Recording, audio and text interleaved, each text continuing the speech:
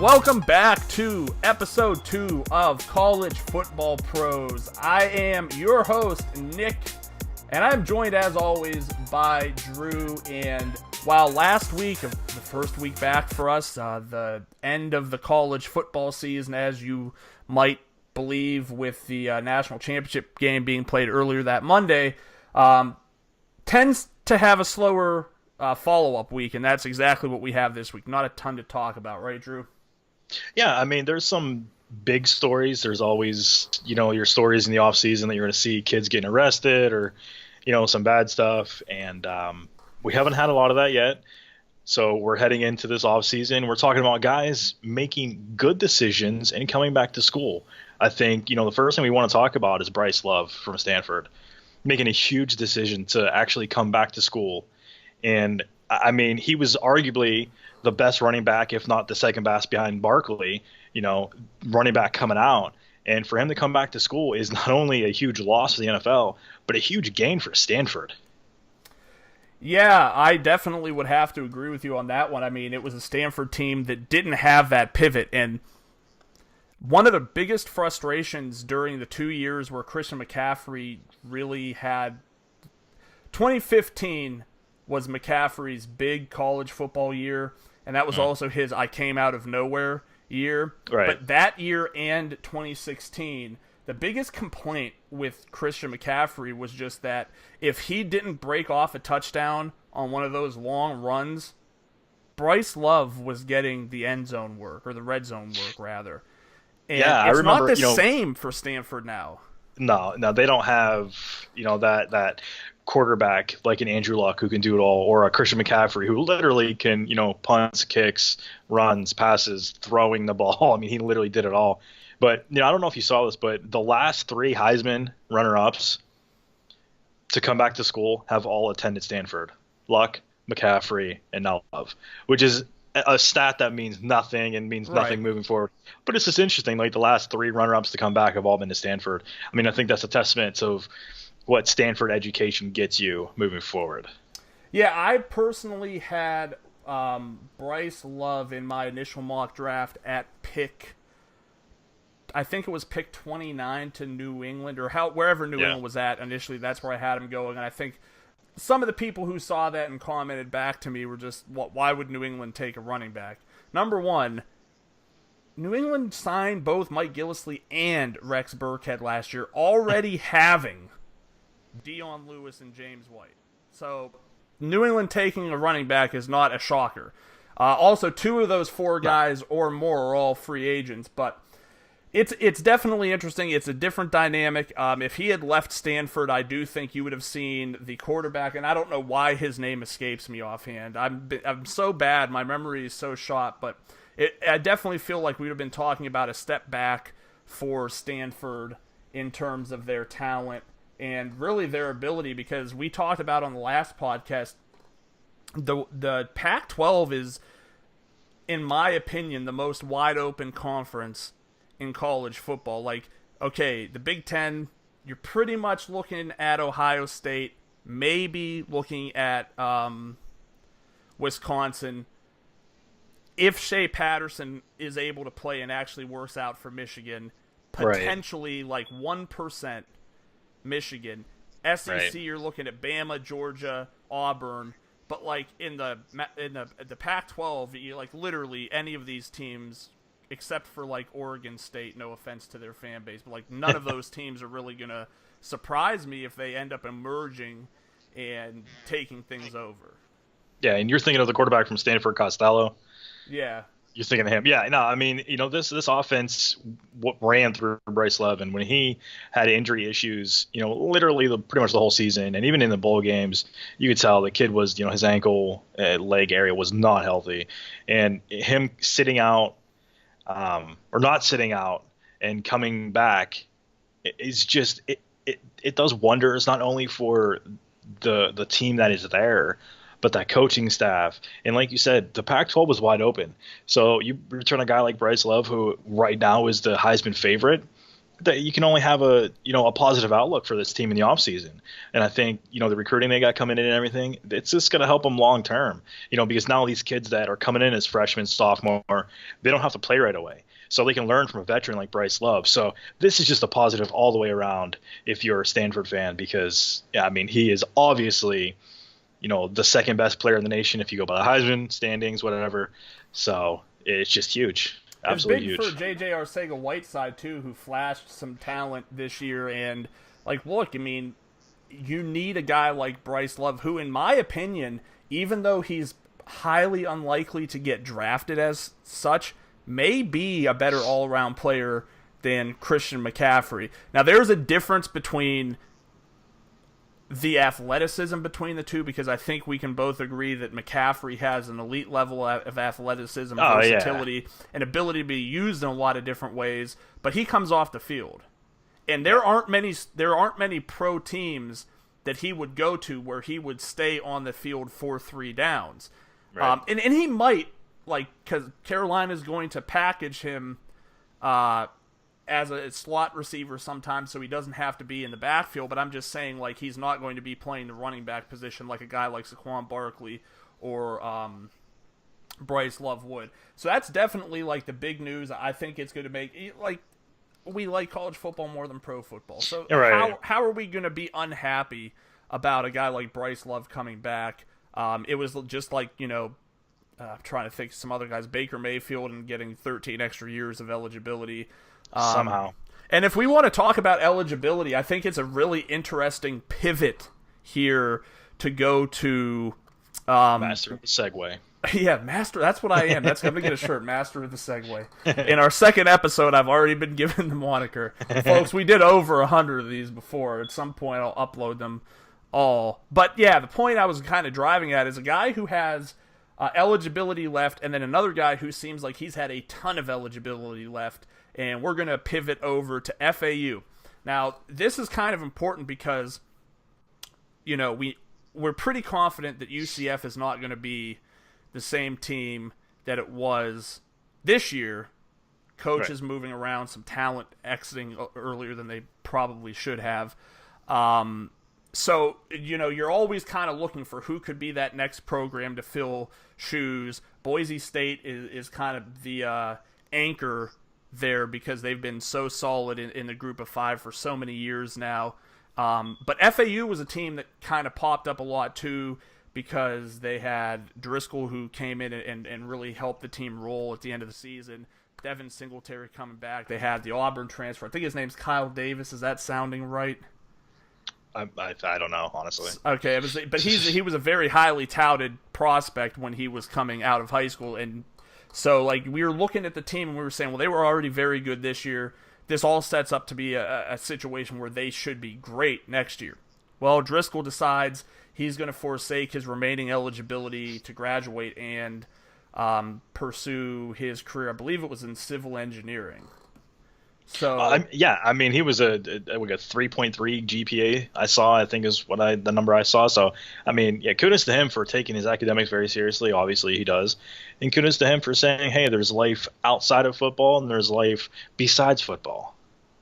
Yeah, it's definitely important to realize, and as much as we want to see these guys, come back, because it would have been exciting to see how that all worked together in 2018 if they could keep the same thunder that they had in the year prior, and now having more of an opening, like I said, with that weakness with UCF. I'm intrigued now why we said talking about a guy like Baker Mayfield, who seems like he's had a ton of eligibility, returning from the blood clots this year. DeAndre Johnson, sophomore. And here, the fun story with DeAndre Johnson, I was actually listening to one of the first podcasts we did in 2015 while I was working out the other day. And we were talking about what's going to happen in Florida State. Jameis Winston exiting at that time. Everett Golston was transferred from Notre Dame. Sean McGuire was kind of the incumbent and looked like he would at least be the initial starter, and he was before Golston took over. But we were talking about the Florida State spring game that year and how DeAndre Johnson stood out and how much of a high talent he was, that my thought was I really believe that he's going to be able to unseat both of these guys and take over the helm as Florida State's quarterback. Unfortunately, he did unseat somebody. It just happened to be a female in a bar that got him removed from the program. And it's just one of those things. That was 2015. We're going to the 2018 season, and he's a sophomore. Yeah, I mean, when you go to JUCO, it doesn't really count against you, and he went to JUCO and did. Maybe he might be a junior, I think, actually. I mean, he's a redshirt sophomore. He's a redshirt sophomore. Okay. So he's a junior. What grade? Eligibility. I mean, yeah, in eligibility. Yeah, eligibility. He's a redshirt sophomore. Correct.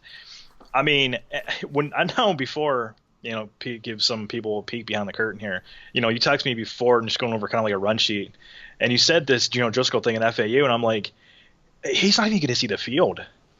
I mean, sometimes it's almost like when you ask somebody, or when a coach is, they mutually parted ways. That's a nice way of saying, I'm going to fire you, or you can leave on your own, but we'll, PR-wise, we'll put it out there.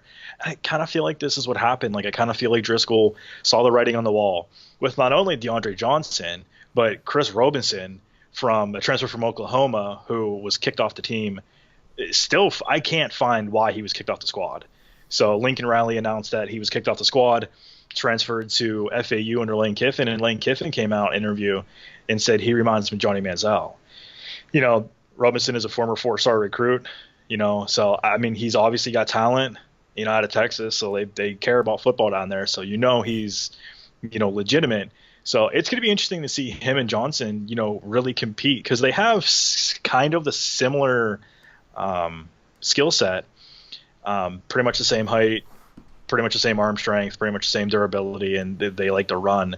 So I'm really interested to see with this FAU team. I feel like you look at FAU and it's just a land of misfit toys, if you will.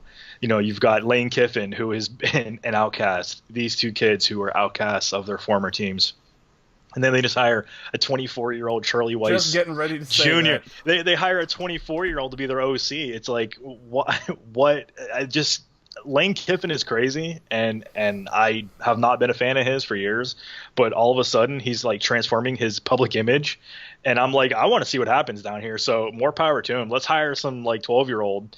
He recruited 12-year-olds. When I was just gonna say, wasn't he the one who recruited a 10-year-old or something like that? I forget. Yeah, that kid's playing somewhere too now. He's like a receiver. I forget. Yeah, is it David Sills? I think David Sills. West I think Virginia. You're right. And he was recruited as a quarterback, and then he changed positions to wide receiver.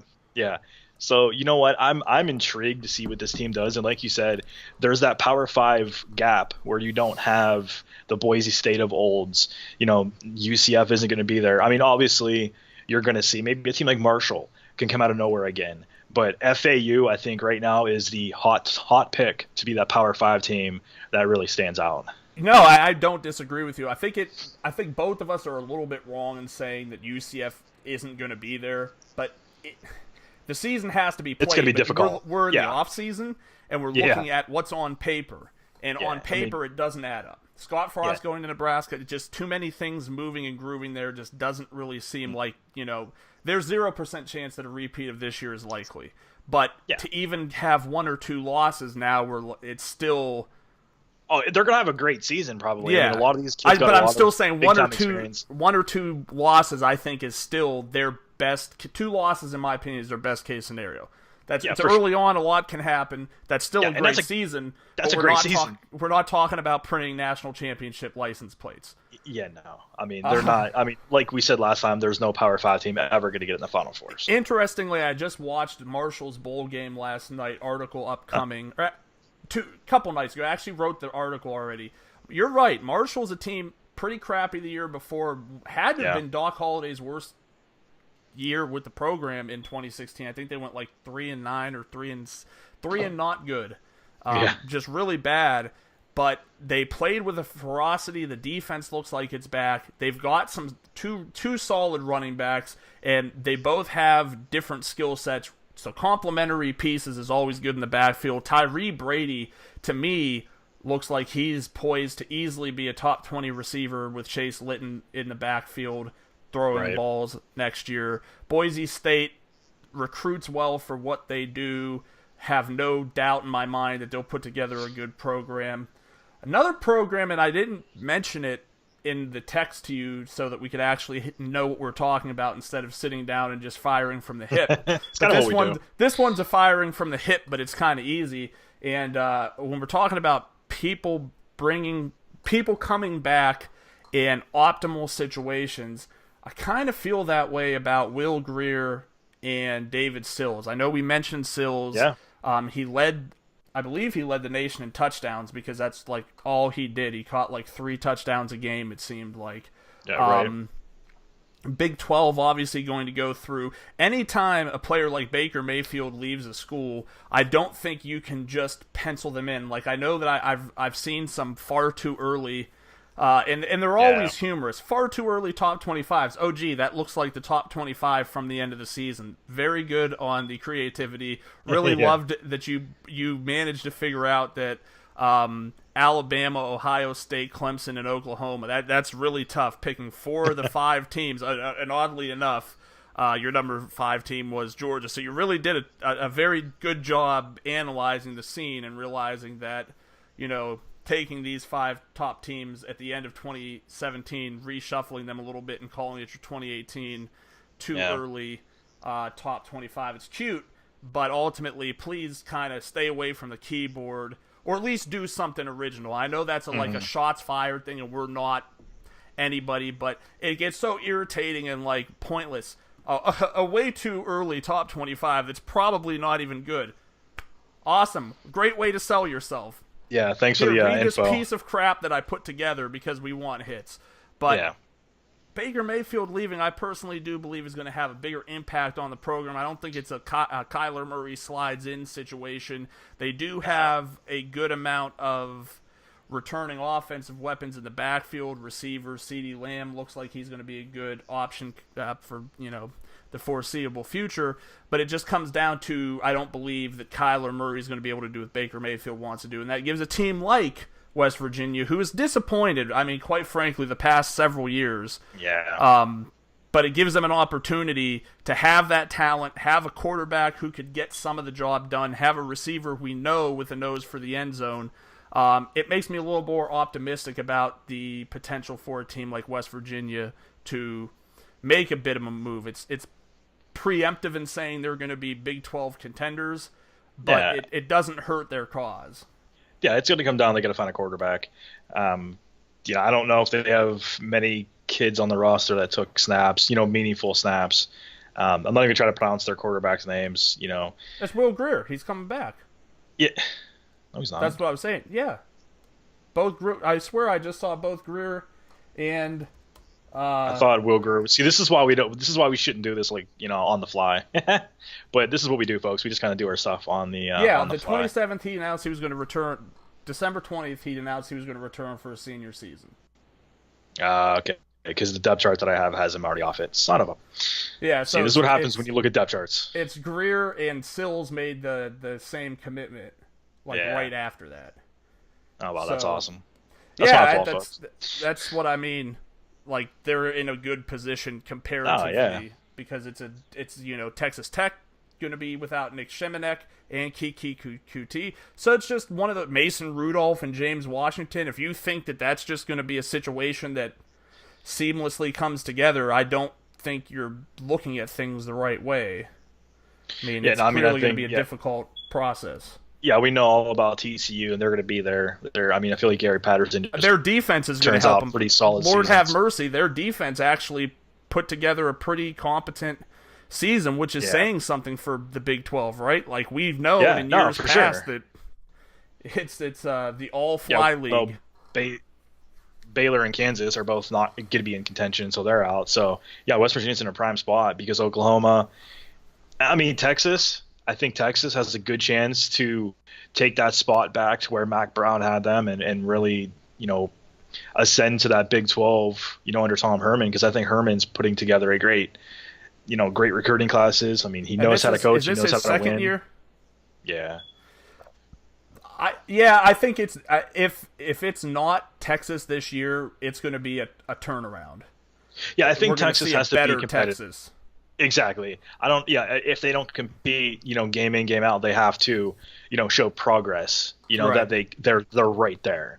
So. Yeah, and you know as well as I do in college football that it takes like 3 or 4 years is typically like the magic number when a coach takes over for the team to get really turned around, Yeah. because there are so many different styles of play.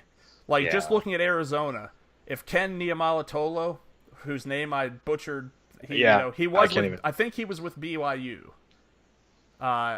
He took over Back BYU. in the day, maybe, yeah. No. He's their coach now. He took over when what's his name went to Virginia. I can't remember his name. Bronco Mendenhall? Bronco Mendenhall, yeah. Yeah.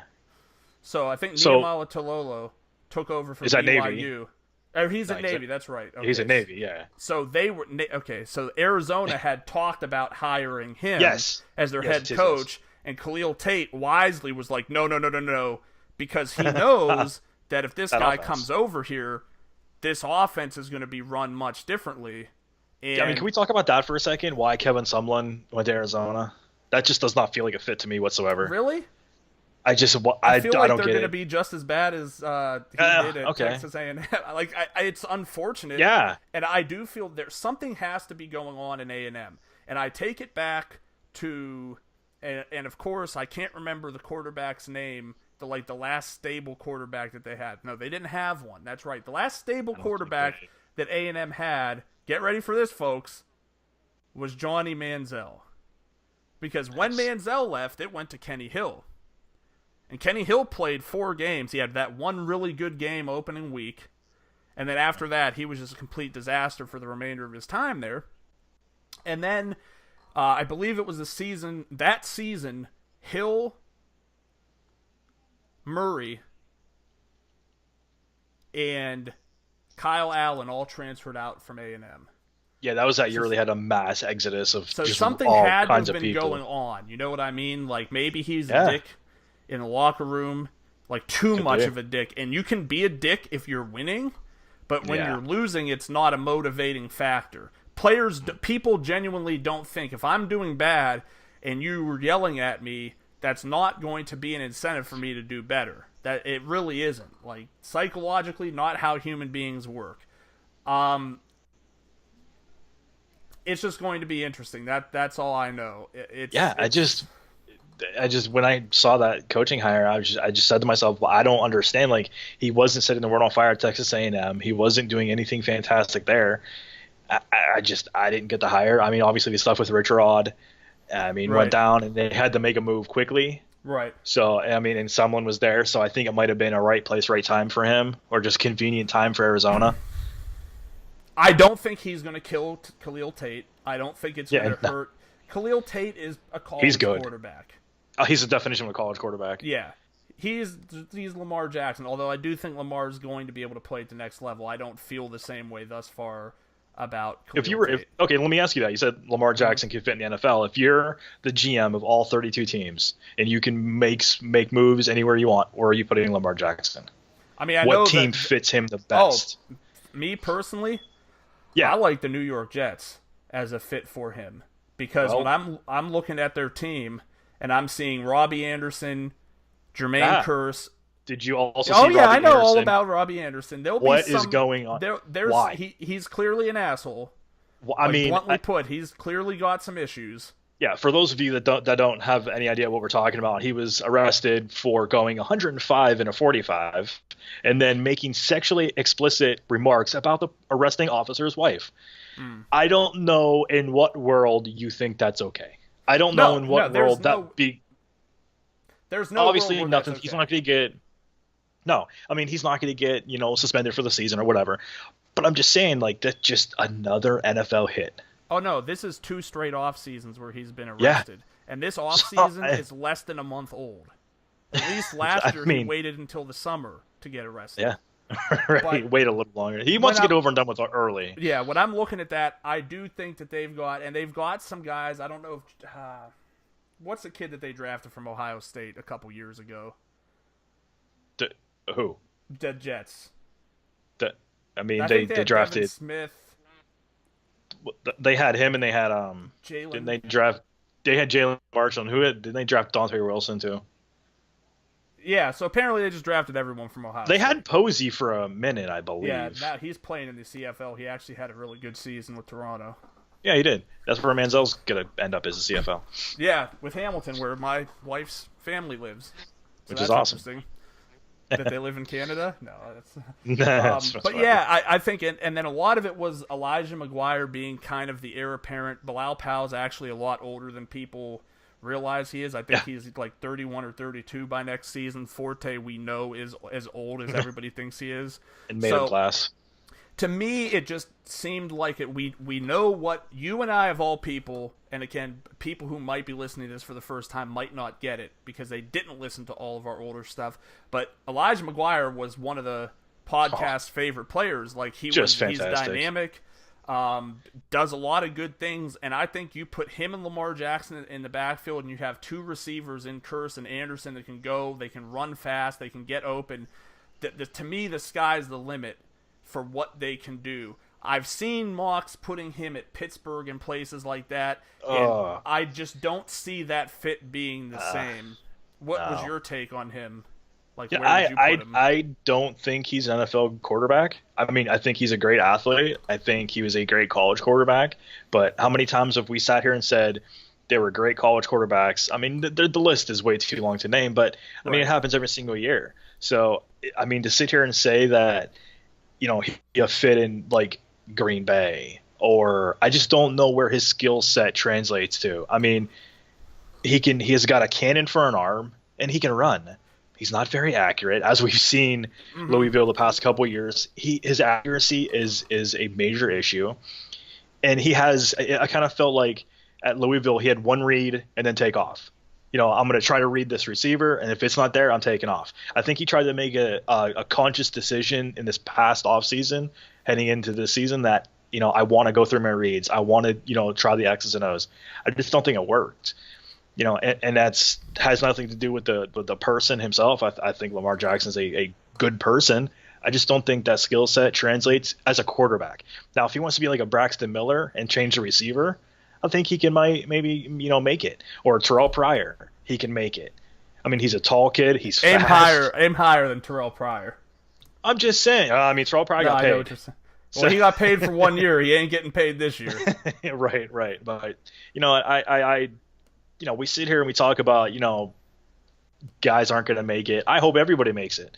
You know, I want the world to be made of, you know, just glitter and everything, and just be all happy. Football stars doing well. I just want everybody to do well. But I mean, just the straight facts of the matter, I don't see him making it as an NFL quarterback.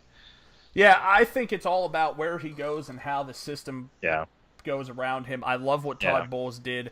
If you watched the NFL at the beginning of last year, you looked at the Jets roster and you laughed and you said, "There's no question the Jets are going to be the worst team in the NFL." And he didn't.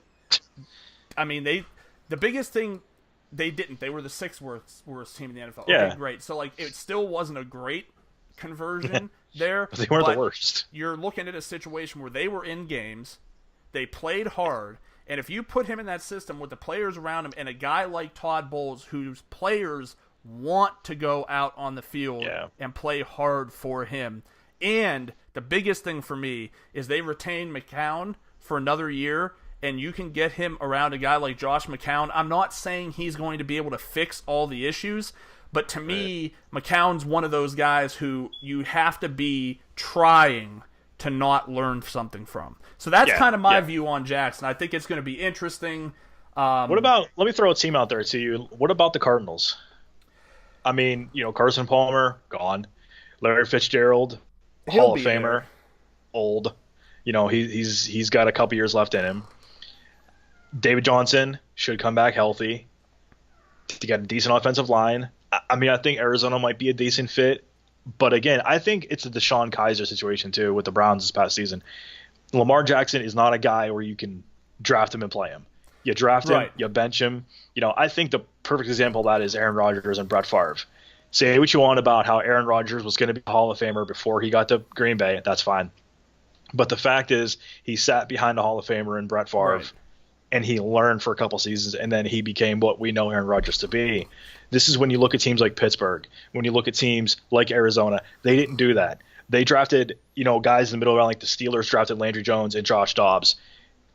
They don't Look at how fit that's this. going. They Josh Dobbs don't fit the has system. only been in there 1 year, but Landry Jones, like, Right, people, so that's a bad example. But Landry, no, I get what you're saying. Landry Sure. Jones is someone that Steelers fans like constantly make some excuses for. At the end of the day, he's just not that good. It doesn't. Yeah. Perfect example. Brett Favre was horrible his first year in the NFL, and he got traded to the Packers. He was worse than Nathan Peterman. Nah, man, that's rough. But I'm just saying, like, statistically, his I year know, was yeah. worse, and Right. we're both talking limited sample sizes on both. Right. But I'm just saying, like, so you can't look at a small sample size, but we've had enough of a sample size of Landry Jones to know that, okay, he can beat the Browns, and that's really his ceiling. And I think that was a perfect example, too, of a guy that was a great college quarterback at Oklahoma. Right. Fantastic. We all sat here and said, he's going to be a superstar. It just doesn't translate. And then you look at a guy like Christian Hackenberg, who was just never good. Oh, jeez. But people were like, No, he's hey, still not good. He's going to be a great NFL quarterback. No. And the whole time, I never went a podcast without just roasting how Allen Robinson made him good for a year. And as soon as Robinson Absolutely. left, you were like, "Oh my God, this guy!" I don't understand how people honestly watched him and did not see that, and the team, a team was like, "Yeah, this guy's worth it." Yeah, I don't And know they're how he got still drafted. talking about he might still Yeah. have a chance. Like, okay, good, great. Yeah, you That's have not Bryce, happening. Bryce Petty and Christian Hackenberg on your team. I don't want either of them. I'm going out. What's Tim Couch doing? I take thought him. Petty could have been a little bit better, but I don't. Yeah. Again, I don't think that was the right system for him. I'm not saying Product of- that his ceiling would have been. We're not talking about him being the next Aaron Rodgers by any stretch of the imagination, but I think he No. could have done something. So we might as well just kind of stick with this route. I did want to talk a little bit about East-West Shrine practices, but I think we could actually hold that over into next week because we could just talk about the practices into the game. I know that there's already some key players there that aren't going to play. Quentin Flowers had a death in the family, so he's not going to play. Kid from Fordham, Chase Edmonds, I believe his name was, running back who there was a lot of buzz on, who practiced really well in the opening practice. Apparently he hurt his ankle. He's not going to play. So we'll kind of dive into that next week, since it will be another situation where there's not going to be a ton to talk about. Let's kind of, I think that, again, if you read the stuff that we put online, I believe that the college football season kind of ends with the NFL draft, because that's where you're seeing players get taken, and it's like the end of their college journey and beginning of their NFL journey.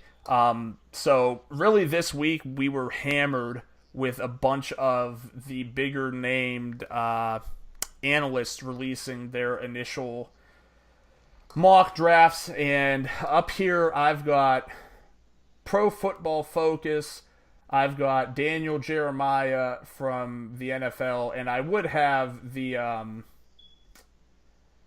ESPN one for Mel Kiper, but there's a 0% chance that I am paying to be an insider to see Kiper's.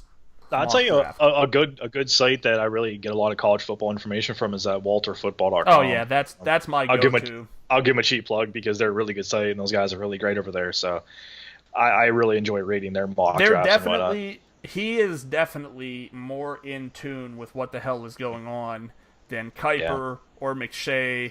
I mean, Dude, I personally believe, and I said this last year, between Kiper, McShay, and Schefter, all those guys are hype machines that I firmly still believe to this day that they created the Mitch Trubisky to Cleveland thing just to get people to go read the articles. I don't believe there was ever a situation where that was a realistic possibility, because you can look at Sashi Brown and say that he was horrible and whatever, and I really believe the only reason he was gone from Cleveland is because Haslam didn't want to get rid of Hugh and somebody needed to take the fall. I don't think he could be a good coach. he could be a decent coach if he gets an offensive coordinator in there. He can't be the play caller. Like, no, he cannot be the play caller. That's it. End of story. That's not something he should have any business doing. But I don't believe that Sashi Brown would have been stupid enough to take Mitch Trubisky. I think Mitch Trubisky... he would have drafted Mark Teixeira. I don't think that... well, you can't look back at Myles Garrett and say it was a wrong pick. That's all I know. And it wasn't because he was the consensus number one. He's not going to win you games. But I'm sorry, he's not going to go out there and... You could have dropped a quarterback in there and it wouldn't have... The Browns are not... Here, no. I was told this by somebody who actually knows their stuff. And I'm not saying you don't, I'm not saying I don't. That's not my intention in saying this. But it's someone who'd been around the league, and if you want to build a successful team, you put all the pieces in place and you drop the quarterback in last, because when it comes to money and when it comes to contracts, the quarterback's going to be the most expensive guy on the team. So Trubisky wasn't going to come in, and Trubisky in some measurements was actually worse than Deshaun Kaiser was this year. If you go by total QBR, Kaiser was the third worst, Trubisky was the second worst. I believe Simeon or Osweiler was the worst. In terms of like Pro Football Focus and their grading, Trubisky actually ranked in the mid-20s, whereas Deshaun Kaiser was not even a starting caliber grade. He was like 37th. Yeah. But the point I'm getting at is the Browns are not a quarterback away from contending. And that's why, as I've written my mock drafts for them, the first one I did put Josh Allen in there at 4. Then I kind of saw how things were going with, like, okay, if you look at the setup this year, 3 of the 4 teams in the conference championships are top 5 defenses. And to be completely honest with you, the Patriots have been a top 5 defense since about week 7. Yeah. So you're looking at a year where defenses have dominated. Now, last year it was inversed, where you had the Patriots and the Steelers, I believe, in the AFC Championship, and you had the Packers and the Falcons in the NFC Championship, and those are clearly strong offensive teams with, at best, middling defenses. So I'm wondering if there's going to be a reaction to what we saw this year with these teams making it this far and teams saying, well, we really need to make sure our defense is shored up. If I was a GM for the Cleveland Browns, I think my strategy would probably be to not trade either of my first 4 picks. Absolutely not. You do not trade anymore. Go Barkley, go whatever defensive player you think is best, whether it's Bradley Chubb, Arden Key, Minka Fitzpatrick, Derwin James, or anybody else in there that you think is best, because we know the defense needs help. And then I would consider taking maybe even 2 of those second-round picks, moving up into the end of the first round if there's a quarterback there. Because I personally believe that the margins between these quarterbacks are really thin. I really don't think that there's going to be... Really, I don't know if there's going to be a quarterback that comes out of this class that is like the guy, like a Rodgers or a Brady or a Roethlisberger. Like, it could be passable quarterbacks. I'm not saying that. Yeah. But I'm just not necessarily sure that we need to sell the farm for them. So it appears that no one else agrees with me, though, because in the vast majority of other drafts, we'll go through here and kind of take a look at. Here's an interesting one. Pro Football Focus at number 1. Let me put it this way first. All 3 of these have quarterbacks going to the Browns at number 1. All right. I'm not even saying what would you do. Let me just say, what would you do? Would you take a quarterback at 1 if you're Cleveland? I'm not. No, I'm not, because I don't think any of these quarterbacks fit. You know, we talk about scheme and fitting. I don't think any Southern California kid is going to come into Cleveland, Ohio, and we're both from Northeast Ohio, right? And win football games consistently, just for the sheer fact that it's cold. Right. There's a foot of snow outside of my door right now, and it's like 10 degrees. Right. I don't know what the low is in LA right now, but I know they don't got bad. 6 feet of snow. Right. So I'm not taking a quarterback. I like Josh Allen. I've been on his hype train since game one. Literally, when I saw him in the first, and they were talking about drafting and eligible quarterbacks, and they said Josh Allen. And I'm gonna be honest, I didn't follow Wyoming football. I'm not a huge Wyoming football fan. Didn't know much about him. I heard his name, so I went and watched some tape from the 2 seasons ago, and then this past season, I watched a whole bunch of stuff. Kid's fantastic. Kid can make every throw on the field, sideline to sideline. Is physical. I saw him, a couple of games put his shoulder down and actually attack the defensive back and linebackers, where a lot of quarterbacks just run out of bounds. So I love his physicality. I love his arm strength. He played in Wyoming, which is cold weather, so he can come up to Northeast Ohio and not face him. So I'm taking Josh Allen at 4 because I don't think that the Giants or the Colts take Josh Allen. Although I could see the Colts taking a quarterback. I know a lot of mocks have them taking like defensive Chubb. players. Yeah. Yeah, I've seen Chubb. I've seen Andrew Luck Fitzpatrick. may I've never seen play Durham. again. I was just going to say that. I don't think Luck plays again. And I think if Luck does play again, I think he's going to be a different quarterback. So they might go Sam Darnold at 3. Because I think that Josh Rosen, for some reason, the Giants are in love with Josh Rosen. So more power to you. Yeah, I do believe that Rosen will be off at number 2. I think he goes too. Because what's his name? Dorsey already says that he doesn't like Josh Allen. And look, if you don't like the quarterback and the quarterback doesn't want to come play with you, like that's pretty much the writing on the wall there. I don't think anything else needs to be said about that. That's going to be the likely result. Yeah, so I actually, would you take Barkley number 1? I guess is that what the question comes down to? I mean, with everything I just said, it almost seems like it has to be Saquon Barkley at 1.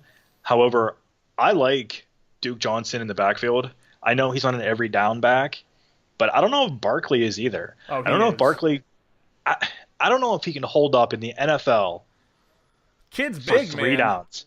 Kid's completely big. agree with you. Improved in pass protection, and I'm not going to, even though I'm interrupting you, I'm not going to say that there's no chance. Like, every player at the pro level has a chance of completely falling apart. We've seen guys who things come in and it just doesn't materialize. So there's no discounting what you're saying. This draft sets up weird, is all I'm saying. Would you draft Bradley Chubb or Minka Fitzpatrick at number 1? There is no chance in hell. No, and that's the other problem in that. And I almost want to say, we talk about not trading the pick, but if you come down here to 5, and if you go to the Broncos and say, hey, I'll give you the first pick. I'm keeping the 4. I'll give you the 5. You give me a second-round pick, and like you said, you can move back up in the first. Right. Or you give me something else I don't know, anybody, pick a name. But I almost wouldn't mind them seeing that. However, I'm not going past 5 or 6 for a trade. Right. So, but you're right. This draft is so weird because if you're not taking that top quarterback, I'm not taking Bradley Chubb. There is not a top quarterback. That's the problem. But that's the. And I think in 2018, you're running into a situation where if it's not that flashy pick, if it's not the flashy quarterback receiver, it's almost like the defensive players, they're not worthy of number 1. Remember when Jake Long and the kid from the other lineman, Luke Jokel from Texas A&M, they were taken extremely high, and everybody's like, oh my gosh, why are you taking an offensive lineman? Turns out those are some really good offensive linemen. No, Jake Long was a top offensive lineman 5 or 6 years, but still, that's a great run. I mean, and look at Joe Thomas.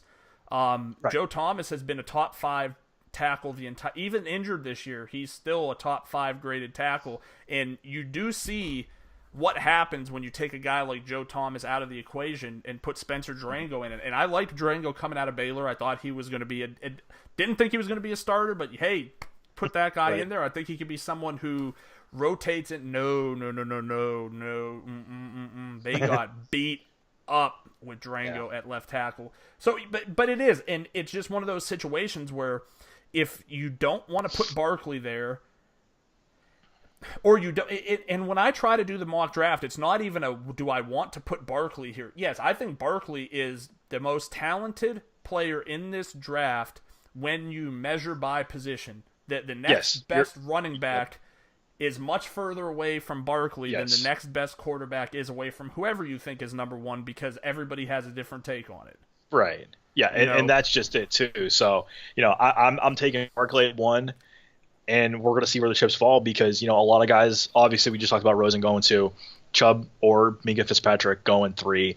And with 4, I'm taking the other defensive player the or other quarterback. the other defensive player, or if I'm looking down past 4, I'm looking down, a lot of these guys are high on Darnold and Mayfield, so you want to draft them, fine, and then you get below that, these guys don't need quarterbacks, so you can do what you did and package those second round picks, come back up in the first round, take Josh Allen.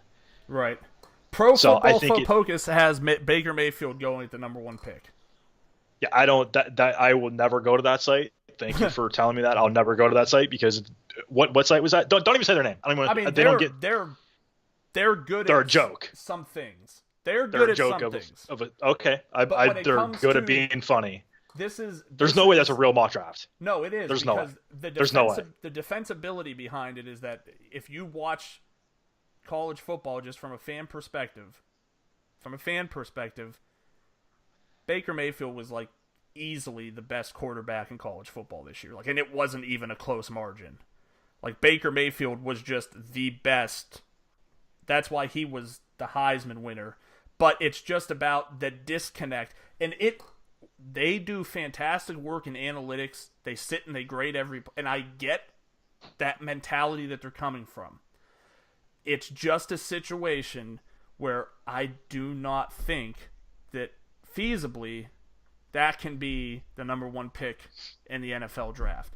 Now, they have, which I don't see this situation happening. They have Barkley going at 10 to the Oakland Raiders. After what we saw the past 3 years with Gurley, Elliott, and Fournette, yeah, I cannot buy. There's no way him escaping the top 5. Absolutely some team says, okay, I'm going to trade up now. But yeah, I mean, the consensus for the most part is that Rosen goes, although Daniel Jeremiah has Barkley going second to the Giant. Kuiper has Rosen going second. Pro Football Focus has Darnold going second. I have Rosen going second. I do not understand how do you look at a situation where the Giants obviously need a quarterback, right? Right. Davis Webb was great at Cal that 1 year. Yeah. He didn't make it at A&M. He was a Texas Tech guy. This year?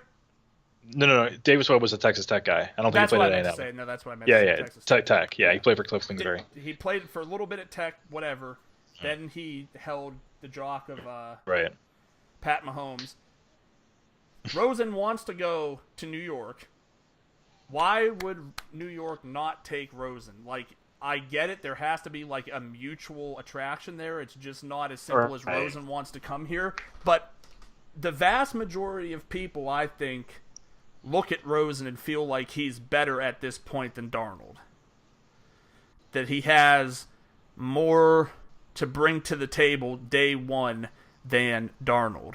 So I agree with that. I have Rosen going number 2. I think he's a good fit for what they have there, and ultimately with the weapons they should be bringing back with Sterling Shepard, Odell Beckham, Evan Ingram. This kid's going to have every chance in the world to succeed.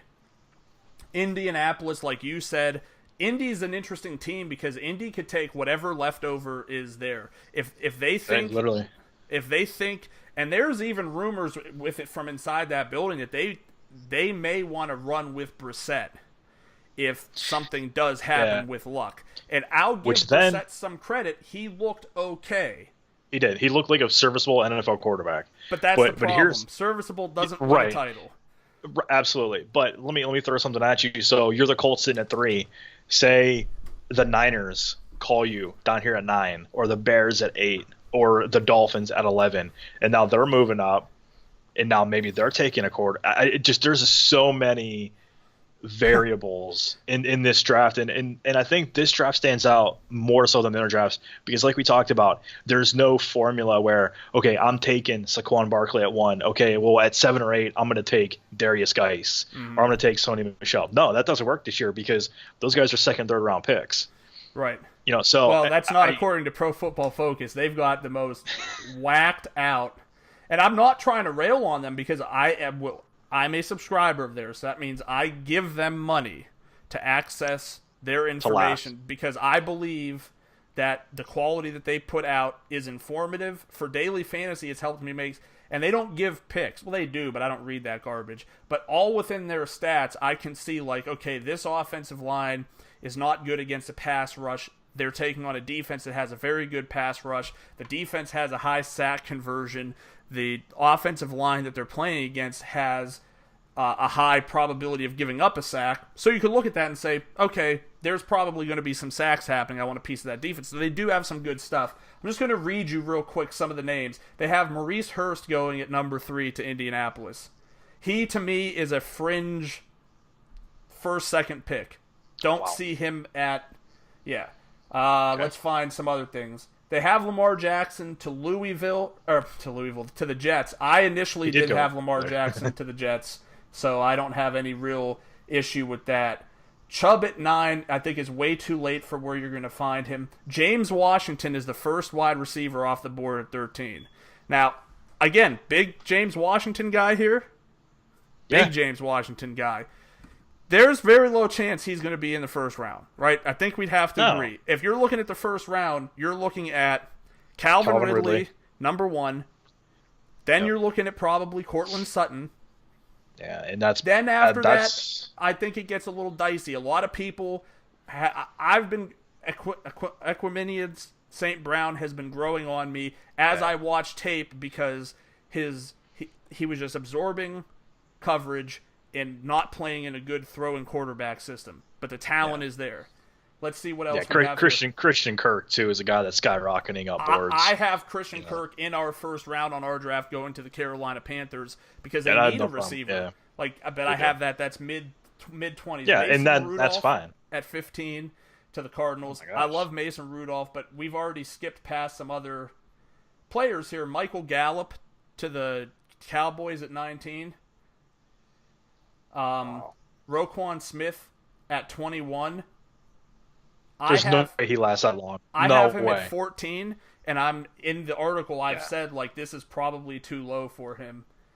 And I think we can revisit this after the Combine, because after the Combine, you'll definitely see who is skyrocketing on boards and stuff. Definitely. But man, the names that you've just told me and where they have these people going, I literally want to just throw up right now because it makes me sick that somebody is actually paying for this. Dallas, this is part of their free content. And like I said, I love what they do for some things, but this is something to me. They have Dallas Goedert from South Dakota State going to 28 to the Pittsburgh Steelers, a tight end. Now, he's good, and I've seen tape, and I've seen how he could be a playmaker, but these are real pushes here. Like, this is, as somebody who watches a lot of college football, it is not easy for me to look at this and feel like these things are strong assessments, right? Like, you don't... Yeah. I read it and it was kind of like, I can't really take that seriously. It's good to make hot takes because the draft is not going to go, for the most part, how we see it, but it's saying something. And like a lot of mock drafts, I'm seeing Jacksonville taking wide receivers. They just drafted D.D. Westbrook. I get that like Marquise Lee and Allen Robinson are free agents. You got to think that they're going to work to get at least one of them back. Then they still have Allen Hurns. Not an area screaming to me. Yeah, and that Cole kid is really, really showing at the end of the season that he can play well. Like, just not really feeling... I'm taking a receiver. Yeah, no, if they're going to build the defense, I know that sounds crazy, but you need... The defense is getting old. I mean, it's crazy to say, pieces. They were Calais Campbell is old. Yes, there are some guys that will definitely see a diminishing in play, and there's no guarantee when it's going to have it, so he could be great this year. I love Calais Campbell. I think he's a surefire Hall of Famer from Miami, so I'm biased. He had a great... Who cares? When you're good, you're good. He had a great career in Arizona, unceremoniously let him go and did what they did, with him and everything, but he's fantastic. I have Miles Jack, who, when Fournette went down in that game this past weekend, they were talking about, well, TJ Yeldon is the only other active running back on the roster. I'm Miles screaming Jack. I'm screaming in my house with my wife, and I'm like, Miles Jack is on this team. Do people not watch football? Do they not know this? Do you not remember what happened? Yeah, he was a beast at UCLA as a running back. It was just funny to. So yeah, I mean, I think that there's, my take on things is just kind of going through my draft, and we'll kind of keep it short. I think Indy is going to go defense because as much as luck really could impact it, I personally think, look, great thing to try to do if he wanted to do it. Sign and trade to San Francisco, get them to sign Carlos Hyde, ship him to Indianapolis. That's an upgrade from Frank Gore. I know Gore played extremely well for his age, but we have to start to come to the realization that, like, he's Frank not going Gore to is play going to much fall longer. off, right? Like, it's not, and Hyde showed himself to be a serviceable back, and even very good at times, but it doesn't seem like Shanahan wants to keep him around, so it's a true win-win. Colts can, get a running back that they can have at least for the next 3 to 5 years, depending on how healthy he stays and how good he plays. Shanahan gets rid of the guy that he really doesn't want to have there anyway. So I think that's... And Marlon Mack has shown that he's a very good running back, too. I mean, over. Like, they're just like, well, he's the Colts need a running back. Like, but they drafted one, and they drafted Josh Ferguson the year before. And I get that these are later round guys, but so you're just saying that they have no capacity to draft correctly, and that they're going to just have to keep cycling running backs? I don't know if that's the right route to go on this one. Yeah, I do agree that I think Indy is going to set the tone for the whole draft. If they do something crazy like take a quarterback, what if they take Lamar Jackson? That would just throw everybody for a loop. Oh yeah. I actually have Mayfield going 5th to the Broncos. A lot of that is a little bit of an overreaction because the Broncos wanting to coach him at the Senior Bowl, but I don't think it really wouldn't surprise me. And I think of a guy like Elway, I think he's going to make decisive moves. So at the very least, while this may not signify that Mayfield's going there, it does tell me that at least somewhat the quarterback is on the mind of the Broncos. And I don't think that we're going to be dealing with a situation where Mayfield, I don't think he's going to be there in the second round. If he gets down to the late first, I do believe you'll see someone like Pittsburgh potentially take him. I know that seems awkward to take, 2 of your last 3 quarterbacks in the draft from Oklahoma, but I think... What about the Ravens? Ravens could. They're at 16. There's definitely a big... If he falls. There's definitely a big, Flacco is starting to fall out of favor, and he's starting to get older, so... He just does not look good, man. He just really doesn't. San Francisco right now, I see taking a guard. I think that as long as Garoppolo stays there, that's what's... And I don't think there's any reason he wouldn't, to be honest with you. I think that this is a year that... Yeah. I got Deron Payne going to Oakland at 10. I think that's a perfect situation for him. Put him together with Khalil Mack, let them cause some issues, because I think we were going into 2017 feeling pretty comfortable and confident about the Raiders' defense, and it was horrible. Their offense. Yeah, I mean, everything about the offense. That whole team was horrible. Yeah, I don't understand what was going on there. Yeah, so I think I agreed. I think that, and I mean, I think that's a plus for them, honestly. It has to be a plus for them. Yeah.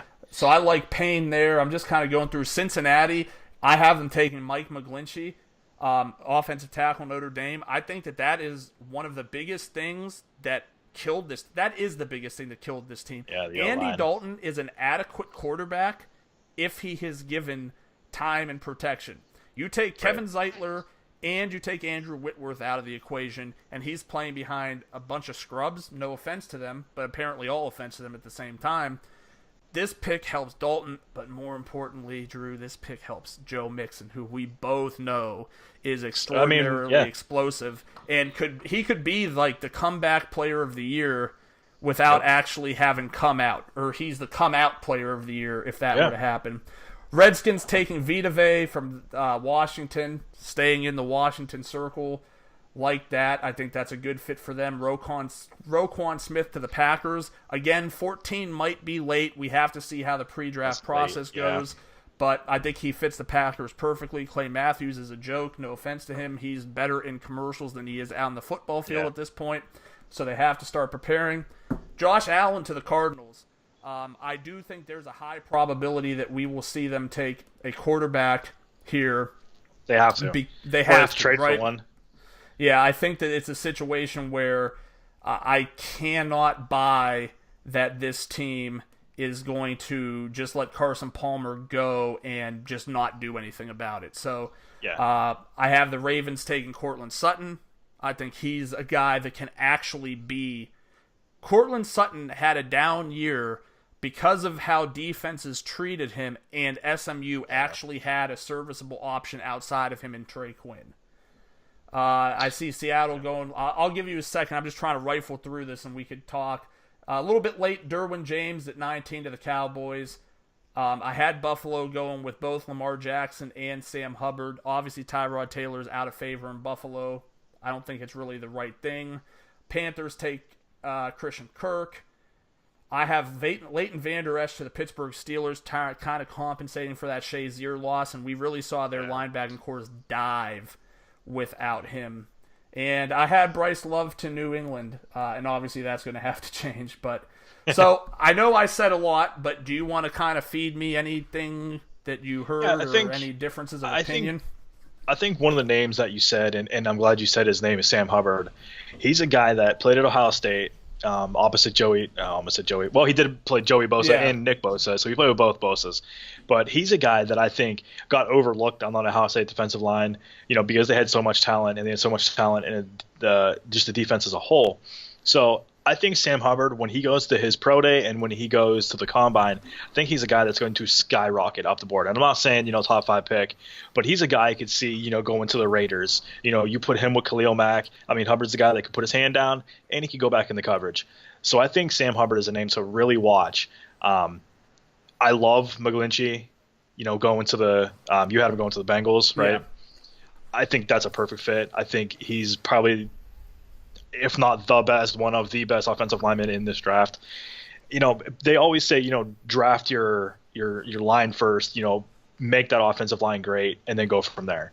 So I think if you put him in that, we all know about Joe Mixon, like you said, we all know about Andy Dalton. AJ Green's fantastic. So, I mean, that would just make that team that much better. Would you agree with me in saying that, and I honestly believe what I'm about to say is true, if Cincinnati were to go get a better offensive lineman in free agency and they were to draft Mike McGlinchey, you're talking about the difference on this team between a playoff team and a potential competitor in the AFC North in a sub-500 team. Like, that's how much difference this offensive line makes. Dalton didn't get the time he needed to throw. It affected A.J. Green's year. And quite frankly, A.J. Green is a top 5 receiver in terms of talent in the NFL. His numbers don't always show it because of the fact that you have to take into consideration what is around him. But he's an extremely talented football player, high football IQ, and we've seen when they have that line to protect Dalton that Green is able to put together not just some big games, but a big year. So him and Amari Cooper both. I think both AJ Green and Amari Cooper are two of the best young receivers in the league that I don't want to say get overlooked because I think they are looked have the upon name rightly. Yeah. But their teams around them just make them look that much worse. But these guys are Hall of Fame caliber guys. Look at the work ethic on both those guys. Man, if AJ Green or Amari Cooper played for like Green Bay, they'd be catching 50 touchdowns in a season. So let me throw this out there because I don't know if I mentioned this. I think I mentioned this in my article, which I've already closed and I'm not going to open back up. I think that there is a very, very real potential that you can see Oakland take a quarterback in this draft. Because Gruden is coming in from the rumors, and they are strictly just that, just strictly rumors. The rumors I've heard is that he's not exactly over impressed with what Derek Carr brings to the table. Yeah. Gruden has the whole QB room. Like, that's been his thing on ESPN for a couple of years. You know what I mean? Yeah. Maybe even more than a couple of years. You have to feel like he should be able to evaluate quarterback talent. I thought one of the things I'm going to do when I get off of this podcast at some point tonight, I'm actually going to go and look up the quarterback room he did with Derek Carr to see what he has to say about him. Because truthfully and honestly, I think that could be very telling about what his view on him is. And we always talk about this in college when coaches are changed, and it's the same for the NFL, and probably even more magnified because it's the final destination for players. But a coach isn't going to be afraid to move on from a player. I know they have a lot of equity and money built into Derek Carr. They're going to have to trade him. I don't think it's a situation where you could or would want to just release him. I'd assume you can get something. Right. But it would not shock me. And I know that Derek Carr has been one of the most over-esteemed quarterbacks in the NFL from the time that he came in. A lot of it was on the fantasy end, but a lot of it was on the real-life end, too. Like, let's just face it, 2016 was a great year for the Raiders, but 2017 just showed you if one little thing goes wrong, the whole ship sinks. Yeah. And I don't know. I don't know how I feel about it, but I do think that there's a strong potential that we could see someone else in a Raiders uniform throwing the quarterback. Any thoughts on that? I mean, I think it's an interesting choice. I mean, yeah, I think the one thing that when they showed the Gruden quarterback room was he said that he would never, if he ever coached again, he would never huddle. So maybe you look at a guy like Lamar Jackson. I mean, if you want to draft a guy. I mean, he ran the up-tempo a lot. I mean, he's a guy that is comfortable, under center and out of the shotgun. I mean, it's not out of the realm of possibility. I don't think it's a horrible pick. So, yeah, I think that's an interesting idea. All right, well, we're going to wrap things up for today. It was fun, always fun talking college football. Yeah. Drew and I are going to make more of an effort to drop little bits of nuggets and knowledge about a variety of subjects throughout the week, so you don't have to just wait till we drop a once-a-week podcast. In the meantime, Drew, where can they find you? You can always find me over on Twitter at CFBDREW, where I'm a multitude of things from wrestling to college football to just how your day is going. So drop me a line, say hello, we'll talk. Nick, where can they find you in the multitude of places? Well, I am on Twitter sometimes at Nick from CWE. Usually when I'm on there, I'm just on there talking crap about whatever fantasy player I have that night not performing. And my luck is pretty good. When I do that, suddenly they start to turn around. So they must be sitting there with their cell phones on the bench looking and see, what did Nick say about me today? I got to prove that bastard wrong. Other than that, you can find us on Facebook at CFB Pro. College Football Pros on Facebook, at CFB Pros on Twitter. Please, by all means, make sure to go to the website, collegefootballpros.com. We're constantly dropping a ton of content. If you want to write for us, please send us an email. You could email me at nick@collegefootballpros, or you could email Drew at collegefootballpros. Until next time, we will see you again, and we'll come up with a better way to exit the podcast because we're absolutely horrible at it. Horrible.